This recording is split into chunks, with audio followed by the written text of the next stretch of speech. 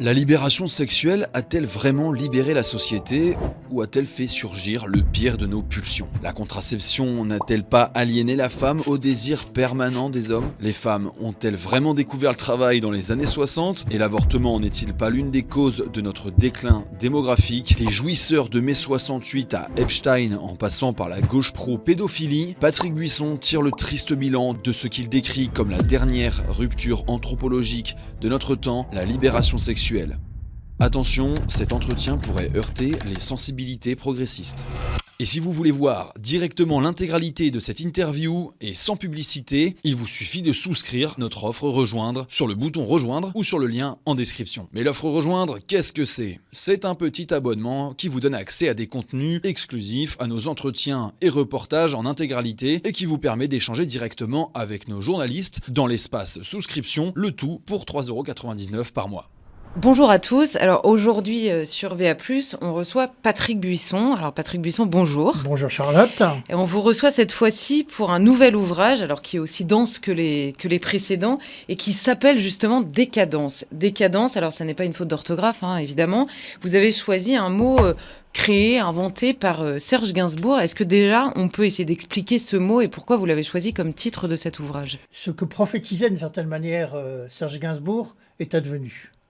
Alors quand il fait cette chanson, autour d'un mot d'esprit, en fait on n'est pas attentif au fond du message. Le message c'est celui d'un grand blasement et le sentiment qu'il a, ce provocateur, ce transgresseur qui n'hésite pas devant les pires provocations à l'époque, que la révolution sexuelle en cours est sans issue, qu'elle ne mène à rien, qu'elle est un divertissement et que ce divertissement finalement, il en profite parce que c'est un jouisseur, mais qu'il a conscience de l'impasse, j'allais dire spirituelle, ce n'était pas son domaine de préoccupation essentiel, mais de l'impasse existentielle que représente ce grand mouvement émancipateur, on nous l'a présenté comme elle, qu'a été la révolution sexuelle. Et alors justement, votre livre, alors on se souvient du précédent qui parlait justement de la fin, en tout cas du passage de l'homme spirituel à l'homme technique ou de travail, cette révolution à la fois industrielle, technique qui a changé complètement le pays. Là, vous basculez sur la fabrication, on va dire, de l'homme érotique, de l'homme sexualisé ou hypersexualisé et de la marchandisation des corps, finalement. Vous partez de la question de la promesse de bonheur de cette révolution sexuelle, nouvelle promesse de bonheur dans l'histoire des hommes. On finit le livre en se disant qu'elle a clairement échoué, même si on le sentait au fond de nous. Là, on sait pourquoi exactement elle a échoué. Et on se dit un peu en fermant ce livre... Est-ce que le combat n'est pas déjà perdu? Est-ce qu'on n'est pas passé à autre chose? Pourquoi ce livre, en fait? Quelle est la motivation profonde de ce livre? Bien, ce que vous décrivez et qui est au cœur des deux ouvrages que j'ai voulu faire autour de ce sujet, c'est effectivement une grande rupture anthropologique. Il fallait en prendre la mesure, comprendre comment elle s'était déroulée, sur quels critères. Il y a le passage, c'est vrai, de ce qu'on a appelé l'homme religieux, à l'homme économique, puis à ce que j'ai appelé l'homo eroticus. Le point commun, c'est que ce qui les réunit finalement, c'est la réduction de l'homme à ce qu'il a de plus impersonnel. La consommation, rien n'est plus impersonnel que la consommation d'une marchandise, voilà, ou la consommation du sexe, rien n'est plus impersonnel que le sexe. On a inventé tout en matière de sexe depuis des millénaires et on ne crée plus rien. Je veux dire, il n'y a pas de... Sous le couvert de l'individualisme, l'individualisation, c'est en fait une uniformisation de l'humanité qui se met en place. Tout le monde est sous la même toise. On passe de ce que chez certains appelaient l'homme éternel à ce que Musil appelle l'homme sans qualité, ce que Guénon avait défini comme le règne de la quantité, du quantum, c'est-à-dire une inversion totale du rapport entre l'inférieur et le supérieur. C'est donc un changement dans l'histoire de l'humanité qui est sans précédent. Enfin, en tout cas, il n'en est pas de connu et de répertorié et de documenté. Tout ça se passe sur 15 ans, 30 ans, 40 ans avec une espèce d'accélération qui est le propre des années 70. Thibon disait que l'accélération, c'est le propre des chutes, jamais des ascensions. Jamais des ascensions. On a effectivement une métamorphose, une mutation qui nous amène finalement à votre question. Longtemps, la droite, les conservateurs, les réactionnaires ont nourri l'idée qu'il y avait un pays légal et un pays réel. Voilà. Alors, ce pays réel a survécu, subsisté. On a vu qu'il était capable de sursauts même parfois héroïques, mais progressivement, il a été remplacé par un autre type d'humanité. La révolution consumériste, la révolution sexuelle ne fabrique pas simplement de la marchandise, c'est une anthropofacture. Elle a fabriqué un nouveau type d'homme. Alors subsiste, bien sûr, ce que Monterland appelait les témoins de la qualité humaine. Bien sûr qu'il y a à chaque génération des élites qui se reproduisent et qui se perpétuent d'une certaine manière. Mais globalement, le pays réel n'existe pas ou n'existe plus. Donc cela pourrait nous conduire à un constat extrêmement pessimiste. Si on reviendra sur cette notion, parce qu'elle a aussi des implications politiques, notamment celle qui consiste à croire qu'il y a aujourd'hui une opposition entre un bloc populaire et un bloc élitaire. L'un serait virginal, immaculé, et l'autre totalement corrompu. Mais revenons à votre propos, juste pour ouvrir une perspective. Moi, j'assume tout à fait ma condition de réactionnaire. Non pas parce que j'ai le regard tourné vers le passé, la tradition n'est pas derrière moi, elle est en moi, mais il faut bien comprendre que le procès qui nous est fait est un faux procès. Qui aujourd'hui vit dans ce climat d'apocalypse, de collapsologie générale, d'apocalypse climatique ou autre, sinon les progressistes, sinon ceux qui nous ont dit que aujourd'hui serait encore meilleur qu'hier, que nous étions sur la voie du bonheur qui allait libérer l'homme, c'est la promesse fondatrice. Qu'en est-il de tout cela? Alors que précisément, la société qui s'est mise en place, c'est une société qui a choisi le refus de l'avenir, le non à l'avenir, sous toutes les formes possibles et imaginables. L'avortement, aujourd'hui le suicide assisté, hier le mariage homosexuel. Cette triade, c'est bien celle du non à l'avenir, c'est bien celle du no futur, si vous voulez. Et même quand on regarde les symboles aussi parlants que le pape François ou le roi des Belges Philippe, ils ont choisi tous les deux un nom tout court, qui n'est pas suivi de numéro, qui ne s'inscrit pas dans une lignée, qui ne s'inscrit pas dans un avenir, dans une liste d'attente qui au moins promesse ou acte d'espérance dans les temps qui viennent. C'est-à-dire, il y a quelque chose après moi. Ça signifie qu'ils sont là pour fermer la boutique, pour accélérer la chute de l'éternité, non pas dans le temps, mais dans le présent. Et ce présentisme aujourd'hui, c'est-à-dire cette absence de futur, est ce qui caractérise le plus les progressistes, alors que les réactionnaires sont clairement, malgré toutes les difficultés qui obstruent notre compréhension du monde et notre entendement, le choix de la vie et le choix de l'avenir. Donc ce procès qui nous était fait depuis, j'allais dire des siècles, au moins depuis les Lumières, il faut le balayer d'un revers de main. Le parti qui refuse l'avenir, c'est le parti aujourd'hui du progrès, qui évidemment n'a pas tenu sa promesse et qui est obligé de dériver. Vous voyez bien, la promesse c'était quoi? C'était le remplacement de Dieu par l'homme, en gros, l'homme maître de son destin, de son corps, qui s'approprie sa vie au nom de l'autonomie, et l'égalité des conditions. C'était ça la grande promesse. Or, comme ce projet et cette promesse n'a pas été tenue, eh bien, ils ont dérivé vers autre chose. Aujourd'hui, ce n'est plus l'égalité des conditions. Comme elle est impossible à obtenir, c'est l'abolition de toutes les contraintes morales qui l'a remplacée, voyez-vous. Donc, on a substitué une promesse à une autre parce que la précédente n'a pas été tenue. Donc, si l'on comprend bien l'enjeu, et c'est peut-être le plus important, le grand signe d'espoir de la période où nous vivons, c'est l'évaporation du mythe révolutionnaire et de la promesse progressiste. Elle est en train de s'évaporer. Kant nous disait la connaissance va libérer l'homme. Le Covid nous a montré que la science a des limites, que cette espèce de couple abrasif, technique, science, qui devait plus de connaissance, moins de croyance, disait-on au XIXe siècle, qui devait libérer l'homme, eh bien, n'a pas abouti là non plus au résultat espéré. Tous les dogmes du progressisme et des Lumières sont en train de s'effondrer les uns après les autres.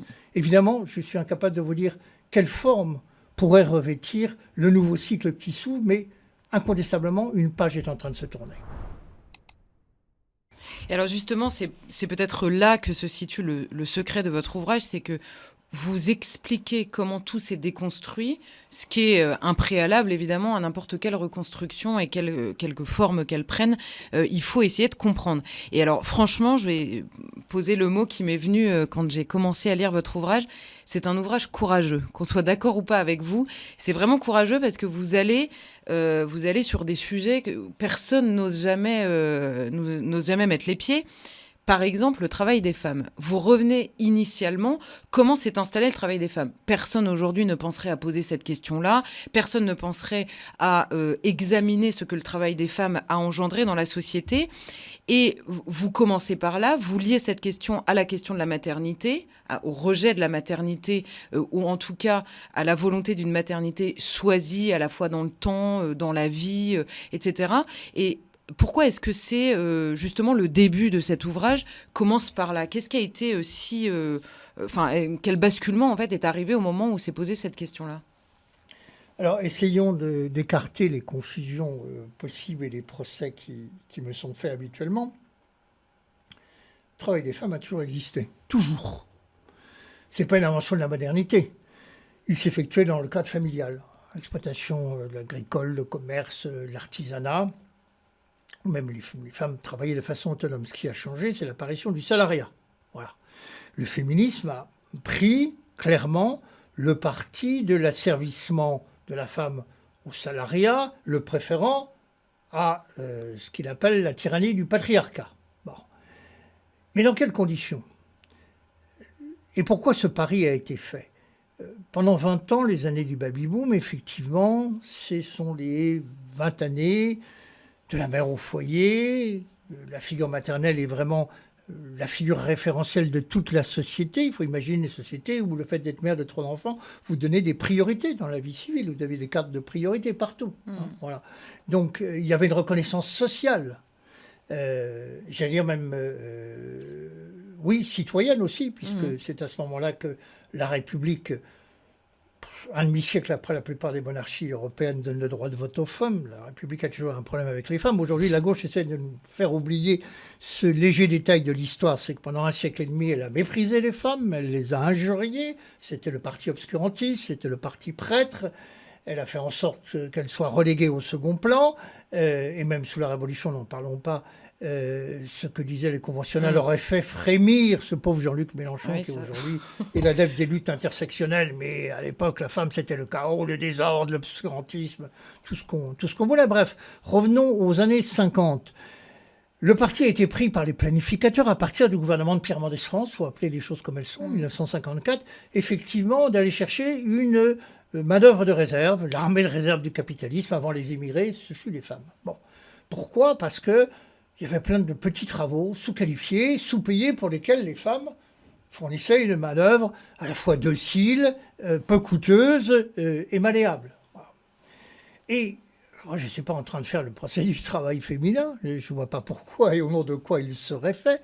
Simplement, ce qui s'est passé est quand même extraordinaire.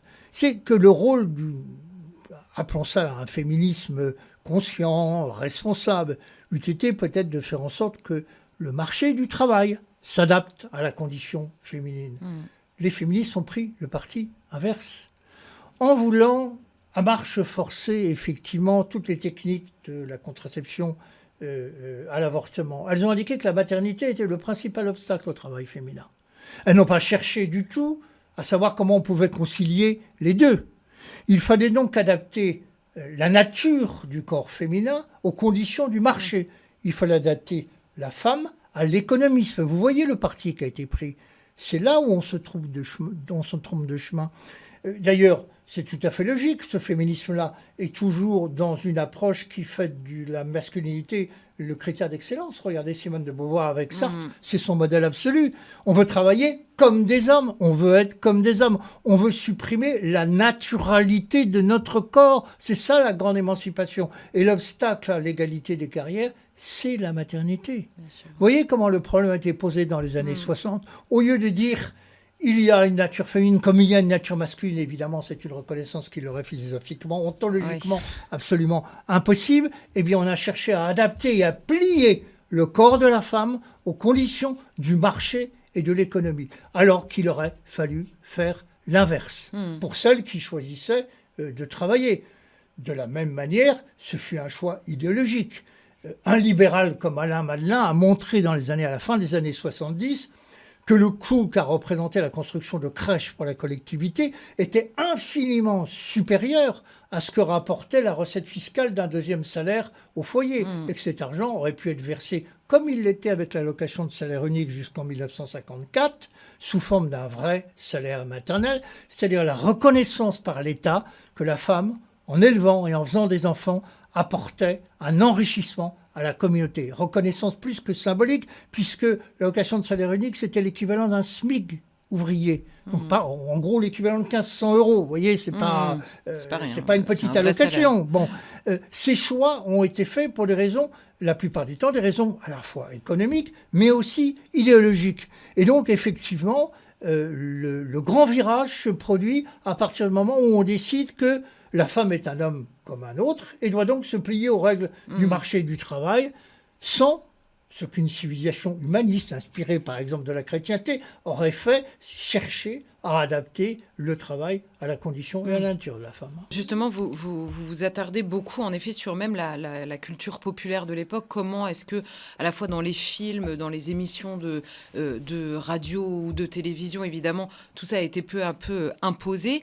Et je dis imposé parce que vous expliquez que c'est une révolution ou une libération que le peuple ne demandait pas. On a fini par lui faire aimer la libération qu'il ne réclamait pas. Mais est-ce que le mouvement de balancier, finalement, est-ce que ça a été rendu possible parce que la population n'en pouvait plus du modèle précédent? Vous disiez vous-même que MeToo était une réponse finalement à cette révolution sexuelle, alors évidemment radicale comme le sont toutes les révolutions ou contre-révolutions.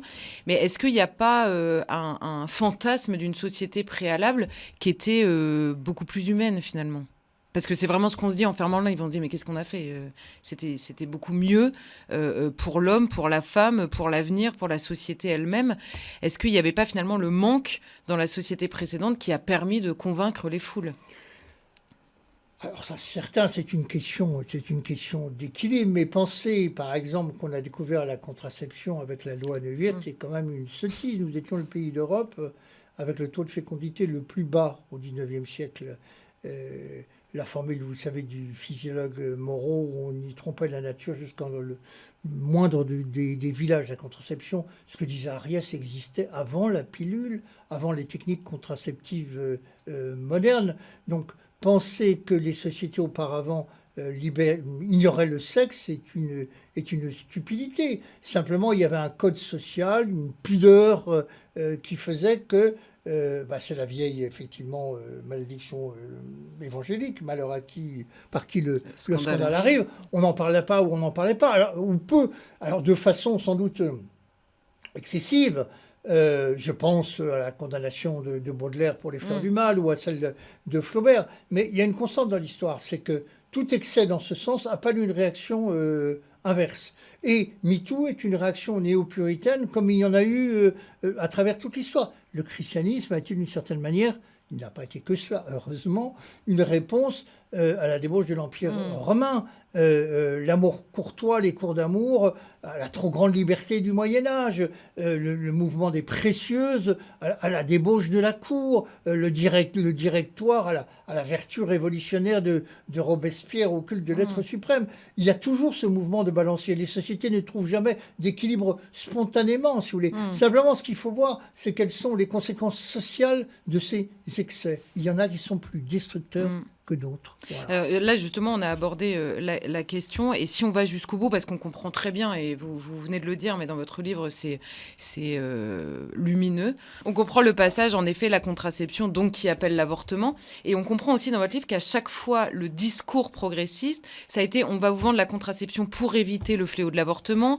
on va vous vendre le fléau de l'avortement, l'avortement, pour des questions de santé publique et pour libérer la femme, et puis ensuite, la pornographie, en effet, et on arrive à la question du divorce, et là, vous allez sur un terrain où vous nous dites, non seulement c'est dramatique pour la société, pour les femmes en particulier, et les femmes pauvres, alors là, c'est vraiment la catastrophe absolue. Et là, c'est pareil, on se dit, mais le divorce, mais que veut Patrick Buisson? Interdire aux gens de se séparer quand vraiment ça ne va plus dans leur vie?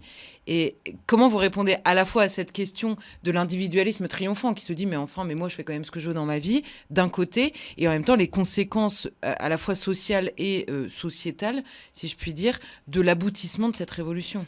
Alors, comme ce sont effectivement à chaque fois des projets idéologiques qui sont scénarisés à partir des mêmes mensonges d'État, vous remarquerez que tout ce que je décris à propos de la campagne pour la libéralisation de l'avortement se reproduit aujourd'hui exactement dans les mêmes termes sur l'euthanasie. On exagère le nombre des cas, mensonges d'État effectivement sur la fréquence, sur les... Toujours l'affaire des inégalités sociales. Mais pourquoi les pauvres n'auraient pas le droit à... Vous voyez Oui. Je vous ferai remarquer d'ailleurs que tous ces débats, c'est intéressant, sont d'abord situés sur le plan philosophique ou éthique. Mon corps m'appartient, c'est ma vie, j'en fais ce que je veux, mais cachent à chaque fois les enjeux économiques. Bien sûr. Alfred Sauvy, lorsqu'il est auditionné devant la commission de l'Assemblée nationale pour... la loi Veil au cours de l'automne 1974, dit mais certes, ça coûte moins cher à l'État que de voter une loi sur l'avortement, que de construire des logements et que d'avoir une vraie politique familiale. Hein. C'est toujours un motif économique qui est finalement qui est habillé de choix éthiques. Aujourd'hui, on sait très bien que ce sont les mutuelles qui sont derrière la demande d'euthanasie parce que évidemment, c'est moins coûteux que les soins palliatifs. Bon, alors. Évidemment que la liberté de l'individu, à partir du moment où elle est placée en surplomb du bien commun, n'a aucune limite. Et effectivement, votre raisonnement est implacable. Pourquoi n'aurait-on pas le droit de... Eh bien, parce qu'effectivement, à côté de la rupture anthropologique, il y a une rupture philosophique essentielle qui a consisté, ce que j'appelle l'appropriation du droit par le moi. Avant, le droit servait à défendre les intérêts de la société, c'est-à-dire du bien commun, de la communauté, de la collectivité, contre les empiétements des individus. À partir des lois Neuwirth et des lois Veil, c'est un renversement contre lequel d'ailleurs tous les députés gaullistes se dressent en pointant du doigt, et non pas du droit, mais du droit aussi, la révolution à laquelle on assiste. Il y a une désocialisation de la sexualité. Faites ce que vous voulez de votre corps, ça ne regarde plus la nation. Vous voyez ?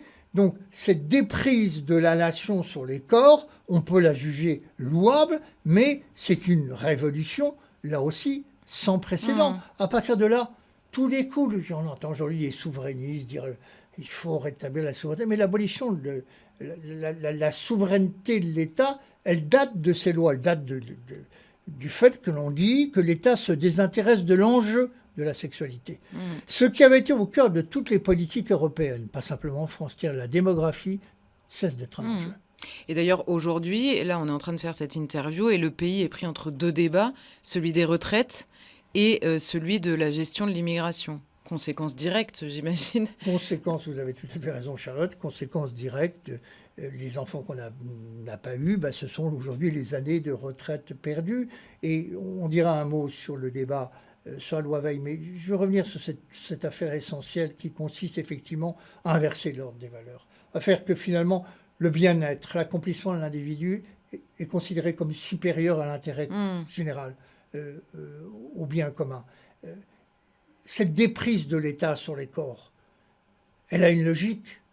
La logique, après, c'est l'abolition de la peine de mort. Les souverainistes aujourd'hui qui regardent la peine de mort comme une monstruosité, mais il faut comprendre que tout va ensemble. Tout va ensemble.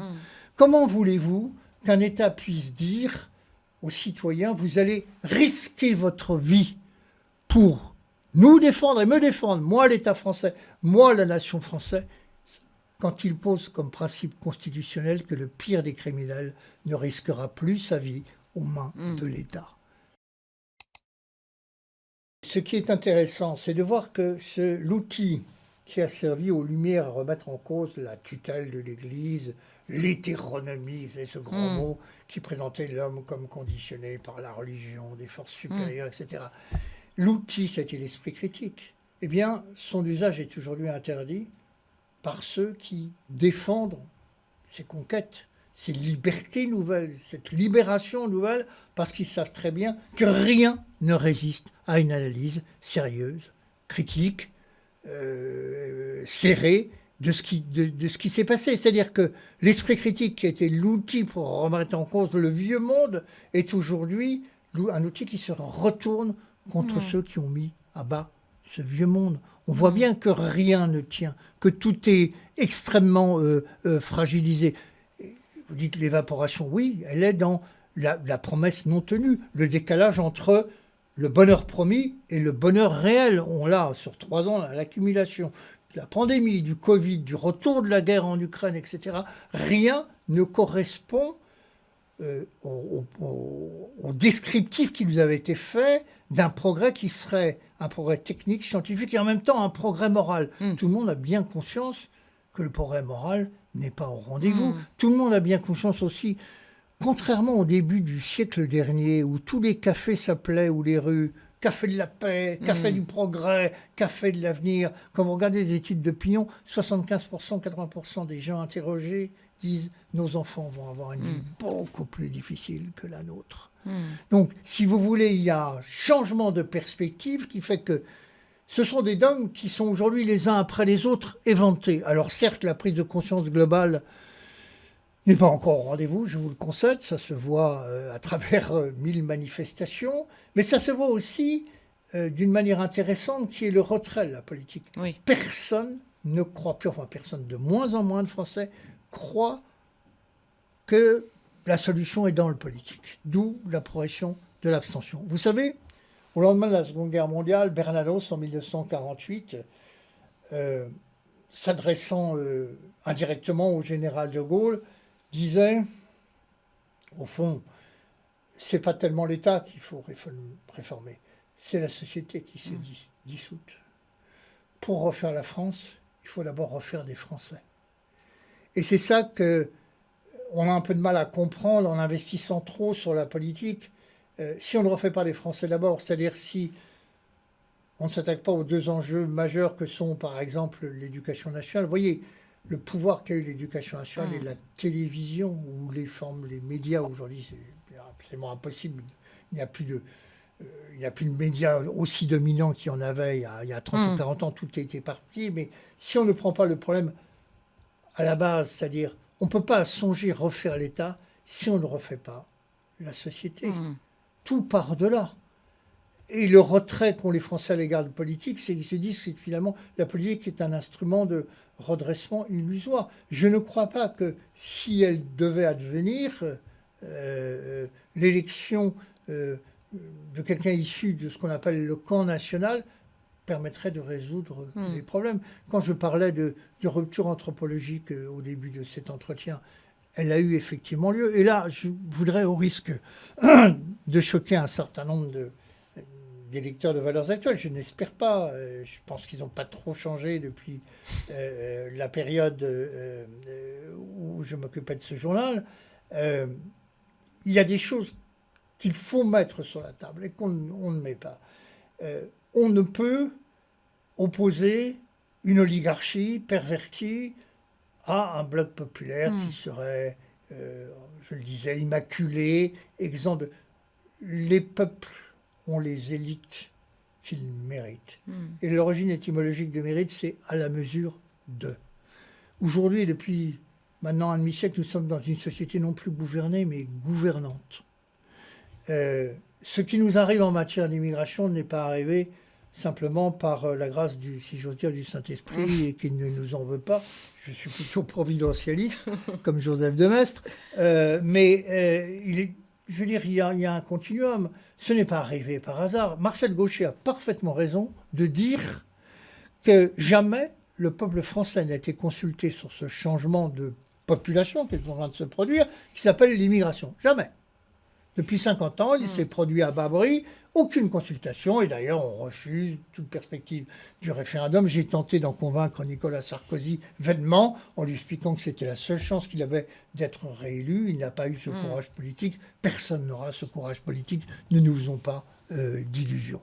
Mais quand même, le peuple français a voté pour des forces politiques qui, toutes, peu ou prou, acceptait cette perspective d'une submersion migratoire. Nicolas Sarkozy n'a fait que la récuser en parole, par les mots, et c'est tout le drame de cette chance inouïe qui a été gâchée, et n'a rien fait concrètement. Donc tout ça s'est fait en partie avec le consentement du peuple français. Alors je le dis, et à chaque fois ça agace, mais il faut bien qu'on se rende compte d'un certain nombre de choses. Ce ne sont pas les musulmans qui ont vidé les églises. Ce sont les Français qui ont cessé de les fréquenter. Ce n'est pas à cause des musulmans que nous ne fabriquons pas d'enfants, et comme le dit Sovic, nous avons sous-traité la fabrication des enfants aux populations du tiers-monde.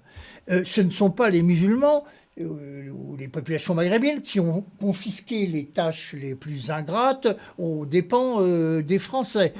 C'est l'éducation nationale qui expliquait que le travail manuel, c'était le travail des imbéciles. On allait fabriquer la science, le savoir libérateur, émancipateur, une génération, un prolétariat des écrans que nous avons aujourd'hui. M. Macron s'occupe aujourd'hui bien bon de le faire des lycées professionnels ou de l'artisanat.